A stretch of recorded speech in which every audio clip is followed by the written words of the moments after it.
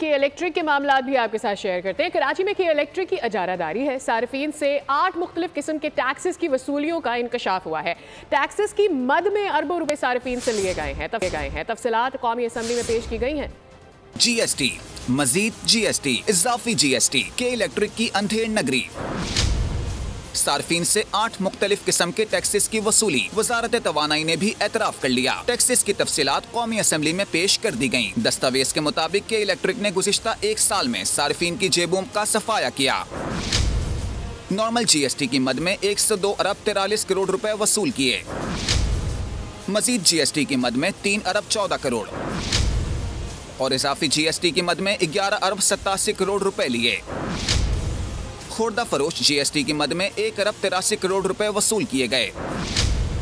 सार्फिन ने income tax की मद में 30 अरब 26 करोड़ रुपए अदा किए। विद होल्डिंग नेट मीटरिंग की मद में 61 करोड़ और टीवी लाइसेंसिंग फीस की मद में 1 अरब 15 करोड़ रुपए वसूल किए गए। सब्सक्राइब करें और बेल दबाएं ताकि कोई खबर रह न जाए।